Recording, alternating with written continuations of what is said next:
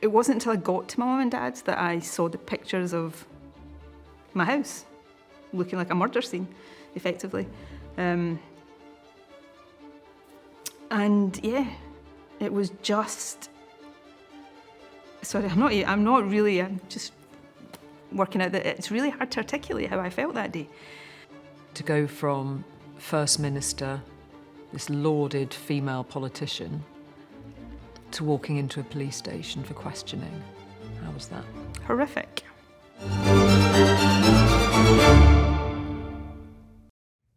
Hello, I'm Julie Etchingham, and that was the former First Minister of Scotland, Nicola Sturgeon, discussing with me the time she and her then husband were arrested in 2023. In a wide-ranging, exclusive interview with us, the former titan of Scottish politics discusses her relationship with Alex Salmond, the COVID pandemic, her attempt at gender recognition reform, and much more. There are candid admissions, regrets, and even a few tears.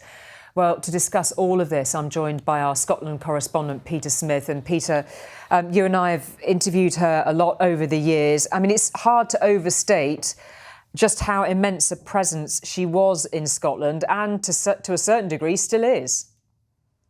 Indeed, Julian, one thing I can say is that, having interviewed Nicola Sturgeon's on many occasions, this is a way that she's saying things that I've never heard her say before. And we're seeing Nicola Sturgeon in a light that I don't think anyone outside of maybe her close circle of friends and family have seen her in before. So this is very much a new Nicola Sturgeon, free from the baggage, or trying to liberate herself from the baggage of politics and announcing herself to the world.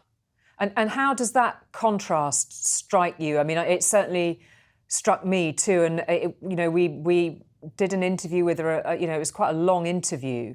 And when you're used to those very quick, sort of cut and thrust interviews with Nicola Sturgeon, for which you always absolutely needed to be on your mettle, it certainly felt different. Yeah, I think we were discussing this, Julie, and I think as much as Nicola Sturgeon is maybe lowering her guard now that she's left politics, I can perhaps do something similar and say that there are very, very few people that I would get as nervous about before doing an interview with them, and that's because she was such a formidable operator. She would be prepared, and if you were not prepared, she could make you look very silly very easily. And so, from my perspective, I had to be always on my game. And I think when we're seeing Nicola Sturgeon speak in a way that is less guarded than we're used to, less prepared, less rehearsed, it's allowing for, in your interview, it really has allowed for you to go into places and ask her questions and unpick certain things that I think will make absolutely compelling viewing for people, and also will have consequences. Some of the things that she's talking about in this interview will have pick up. I'm already seeing pick up from the trail over the weekend here in Scotland, across the UK, because she was a politician of such consequence, a really kind of era-defining politician. And so we're lifting the lid. Your interview is telling us about some of the things that were happening behind the scenes, some of her internal thoughts, her internal dilemmas. And I think a lot of people probably thought that she didn't really have those internal dilemmas, as much as we knew that she was someone that spoke about suffering from imposter syndrome from quite a young age, coming from a very working class background in Ayrshire and entering into this sort of male-dominated political environment. But what we're seeing, one of the criticisms of her when she was First Minister is that she would say that I will accept the consequences of mistakes, but she never ever conceded what those mistakes were. We are now seeing that there was a lot more internal conflict. And I'm intrigued, Julie, to know what was your impression, because you've interviewed her for years as well, many occasions. And I guess this was different for you too. Yeah, it certainly was, and I don't want to sort of talk too much at too much greater length before we actually get stuck in and actually analyse what Nicola Sturgeon said to me in the interview. But it was, just to align with what you said, Peter. I've seen her under a lot of pressure in those election debates. I mean, that's one of the times when it's the most regular time I've encountered her over the years. And we had that sort of blitz of years, whether it was the Brexit years, the snap elections. I sort of encountered her a lot at those debates, and she was nearly always the best performer in those debates. I've also seen her under sort of maximum pressure during the COVID pandemic. I had an exchange with her, which I remember very vividly, and also when she stood down as First Minister before any of us knew what was going to unfold in the ensuing weeks. So I've seen her in a tight spot. This is a very different Nicola Sturgeon. She is genuinely, from a personal perspective, lifting a lid on things that she's never talked about before. Some of it is searingly personal. It must have taken a lot to write it down on paper. It's striking that she talked about writing this book as therapy and that it was a sort of cathartic exercise after the turbulent period that she's been through in the last couple of years. So we'll see what other people make of it, but we should have a listen in to some of the things that are the key moments from the interview with Nicola Sturgeon. What was it like when you saw Peter being led away? I don't really have a clear memory of that, because I think I'd gone upstairs to kind of get myself ready, and so I don't really... But the idea of him being taken out of your family home so by the I police. don't know, and I genuinely don't know whether the fact that I don't have a clear image of that in my head is because I didn't witness it, or that I have kind of somehow blocked it out. It wasn't until I got to my mum and dad's that I saw the pictures of my house looking like a murder scene, effectively. And yeah, it was just... Sorry, I'm just working out that it's really hard to articulate how I felt that day. It's obviously affected you pretty deeply. I had this sense of horror and upset and, the kind of shame of it all. There was another clear punctuation point. You described Sunday, June the 11th, worst day of your life. You're arrested. You have to attend a police station. You're there for hours. To go from First Minister, this lauded female politician, to walking into a police station for questioning. How was that? Horrific. I think part of me just closed down. And the reality of it is that you needed therapy after the COVID inquiry. It was in the few weeks after that inquiry appearance that I fell to my lowest level. I just lost all perspective on things, and I actually started to believe, I think I use this phrase in the book, all the worst caricatures of myself that my political opponents would throw at me, I internalised them and I started to believe them. I started to believe, I was responsible for every death. And I still miss him in some way, the person that I used to know and the relationship we used to have. But I thought I had made my peace with it, that I'd got to a point where I felt nothing. And then I got a call to tell me that Alex Salmond had died. And I started crying on the phone, and I just was hit by this wave of grief. And it was complicated because obviously we weren't just no longer friends, we were political enemies. There was no prospect I was going to be able to go to his funeral or anything like that. Yeah, it was a kind of strange feeling. I should have said, right, okay, let's pause. Let's take a step back, and because I fervently believe that the rights of women and the interests of trans people are not irreconcilable at all. I should have taken a step back and said, how do we achieve this in a way that... So you're basically admitting that you should have just paused that legislation. Yeah. You write in the book, I have never considered sexuality, mine own included, to be binary. What do you mean by that? I mean, what it says, it's just my view of the world and life and the way people are. If you're about to ask me, am I making some big revelation? No. Am I putting labels on myself? No. That's how I see the world. Might we see you in a relationship with a woman? I'm just out of a marriage, so I'm not rushing into a relationship with anyone anytime soon. I'm enjoying being my own person for a while. But not ruling it out? I'm not contemplating, sort of anything of that nature. I'm I'm just enjoying life. So just a few of the key moments from the interview which aired this evening. Where would you like to start with it, Peter? I suppose in terms of sort of political news impact, clearly what she has had to say about regretting not pausing the legislation over gender recognition reform is one of those moments. Indeed, Julie, where to start? I mean, there's just so much that we can extrapolate from that and unpick. And I think that exactly what you've focused on there about the gender reforms that were being proposed, because I remember that time so vividly. And I think something that you've put to Nicola Sturgeon is about her putting, was that the political hill to die on, or stake your career on? And what we're seeing from already in response to what's been heard from Nicola Sturgeon, sort of semi-pulling back, talking about this, that she perhaps should have paused, is visceral reaction from Scotland, because it was such a heated debate.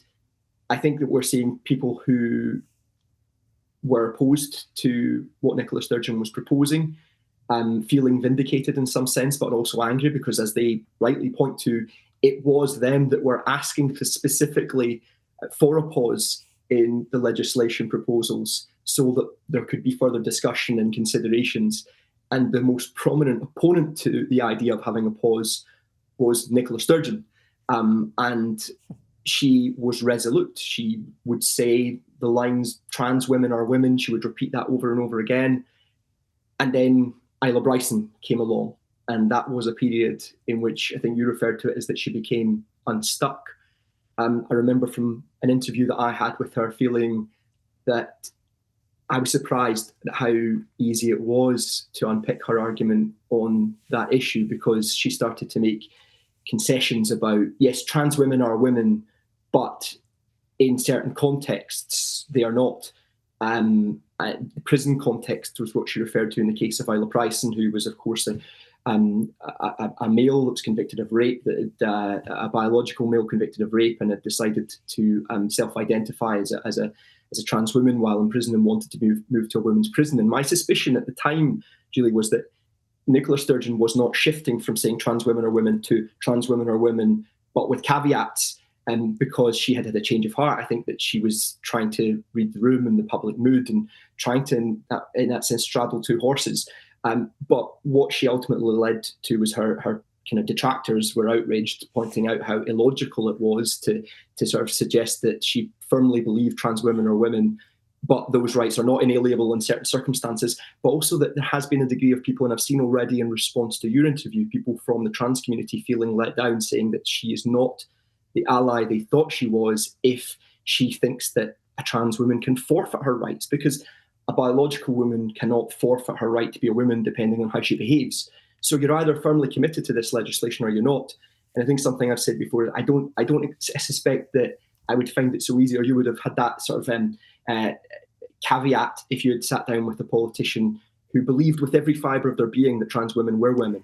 Well, I mean, it's perhaps that exposes lack of commitment to it. It's separately to the exchange that Nicola Sturgeon and I had about Isla Bryson, when she's talking about wishing that she'd pause the legislation. I mean, it is. We should note that in the book, she is very clearly not resiling from her original position and her original argument. She still backs the content of that bill. There's no part of that suggests that she's reassessing that at all. But I think that what was clear from the legislation is that what was being proposed was that what was not being proposed was that trans women were women, but with caveats and in certain conditions. That right could be revoked by the state or by the prison or something like that, that it was an inalienable right. And I think that's what got people so heated about it in Scotland. And I'm trying to anticipate, and I'm seeing already that reaction, and knowing how the debate was carried out. It is quite extraordinary to see Nicola Sturgeon at the time, when she did become entangled in this situation with Isla Bryson and kind of tied herself in knots over it in trying to explain her logic and her shifting position about including those that, in certain contexts. And then in the interview with you, after time to reflect, even after years to reflect, she still is saying to you, not in heated debate, but in calm reflection after writing about it in her book and her own dilemmas about it, there's still a part of her that believes that trans women are women, but that right can be forfeited.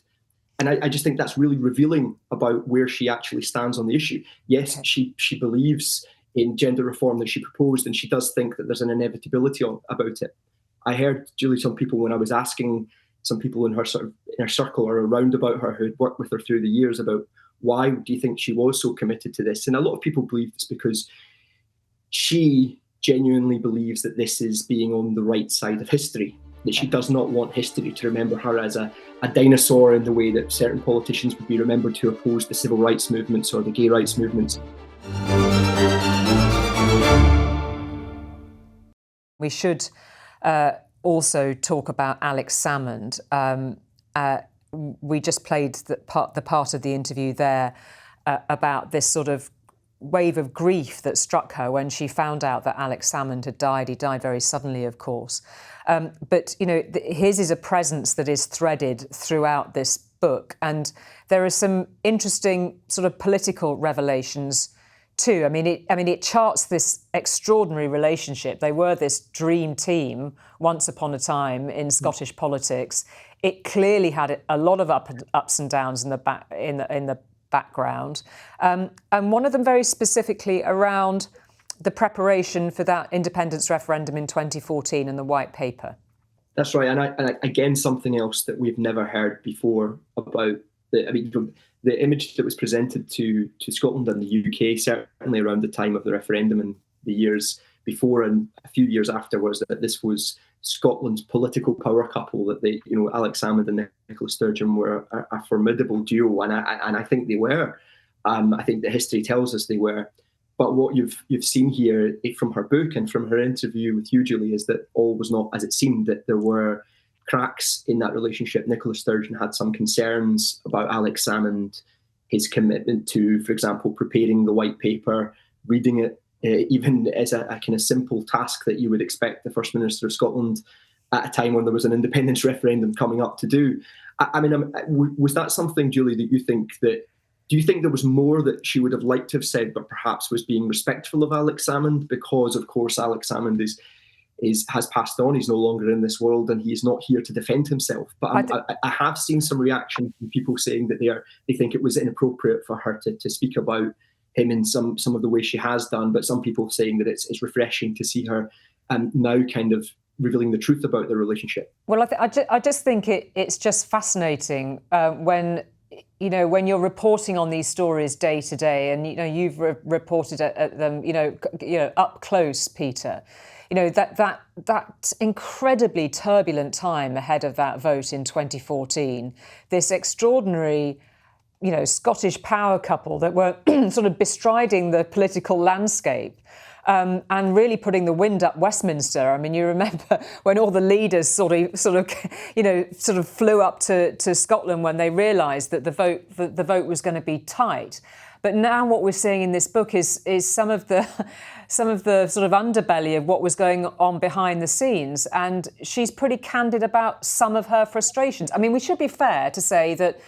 She talks too about some of the times when they'd be out campaigning, not necessarily for the independence referendum, but for the 2011 elections, for example. That she absolutely pays tribute to his political abilities, and she talks about his sort of magical political skills, and she's actually pretty quick to praise his political abilities. But every now and again, you just get a moment when you get this sort of flash of frustration.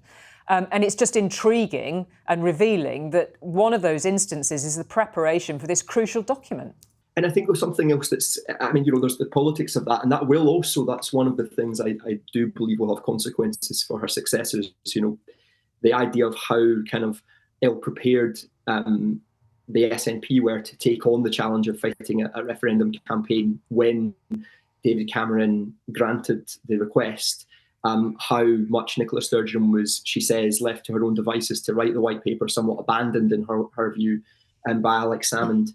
And she talks about that and clearly thinks that it wasn't right, but there was this formidable politician, Alex Salmond, this formidable character that she almost maybe even she felt she couldn't fully question him.